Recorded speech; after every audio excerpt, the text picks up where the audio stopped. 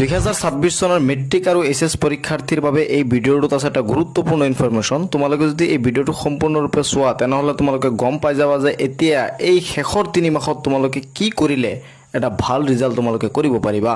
ভিডিঅ'টো খুব দৰকাৰী হ'ব আৰু এটা সৰু ভিডিঅ' হ'ব। বেলেগ মানুহৰ নিচিনা মই আধা ঘণ্টা লেকচাৰ মাৰিব নোৱাৰোঁ। খুব কম সময়ৰ ভিতৰত মই তোমালোকক 3টা পইণ্ট কৈ দিম। এই 3টা পইণ্ট তোমালোকে এতিয়া ফ'ল' কৰিব লাগিব, তেনেহ'লেহে তোমালোকে এটা ভাল মাৰ্কছ স্ক'ৰ কৰিব পাৰিবা। মই মোৰ 5 বছৰৰ এক্সপিৰিয়েঞ্চৰ পৰা তোমালোকক কৈ আছোঁ। প্ৰথমটো হ'ল তোমালোকে এতিয়া প্ৰিভিয়াছ ইয়াৰৰ কুৱেশ্যন বেছি প্ৰেক্টিছ কৰিব লাগিব। যদি প্ৰিভিয়াছ ইয়াৰৰ কুৱেশ্যন বেছি প্ৰেক্টিছ নকৰা তেনেহ'লে তোমালোকে কিন্তু ভাল মাৰ্কছ স্ক'ৰ কৰিব নোৱাৰিবা, কাৰণ প্ৰিভিয়াছ ইয়াৰত কি আহিছিল সেইটো তোমালোকৰ জনাটো অত্যন্ত প্ৰয়োজন।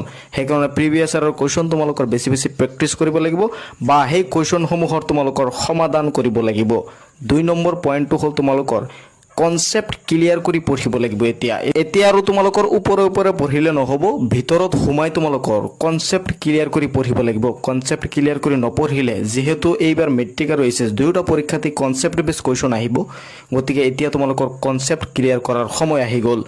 3 নম্বৰ পইণ্টটো হ'ল সেইসকল ষ্টুডেণ্টৰ বাবে যিসকলে নেকি জাষ্ট পাছ কৰিব বিচাৰে।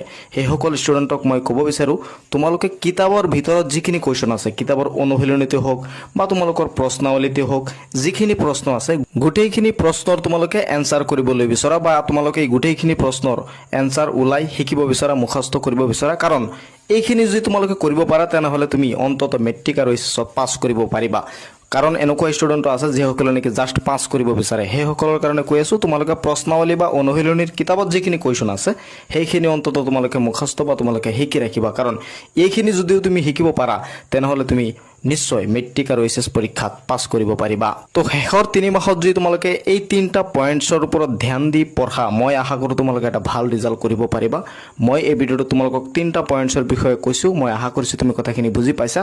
এতিয়া তোমালোকৰ সময় হ'ল এই 3টা পইণ্টছৰ ওপৰত তোমালোকে এতিয়া মানে ষ্টাডি কৰা আৰম্ভ কৰা। এই 3টা পইণ্ট তোমালোকে কি কৰিবা, ধ্যানত ৰাখিবা। 3টা পইণ্টছ তোমালোকৰ মাইণ্ডত ৰাখি ষ্টাডি কৰিবা, নিশ্চয় তোমালোকে এটা ভাল ৰিজাল্ট কৰিব পাৰিবা।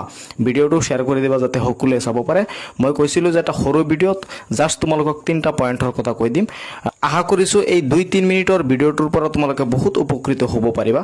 ভিডিঅ'টো শ্বেয়াৰ কৰি দিবা যাতে সকলোৱে চাব পাৰে। মোৰ চেনেলটো ছাবস্ক্ৰাইব কৰি ৰাখিবা পৰৱৰ্তী ভিডিঅ' পাবলৈ। লগ পাম পৰৱৰ্তী ভিডিঅ'ত। চাই থাকিবা তোমালোকৰ আপোন চেনেল টেক অফ MH।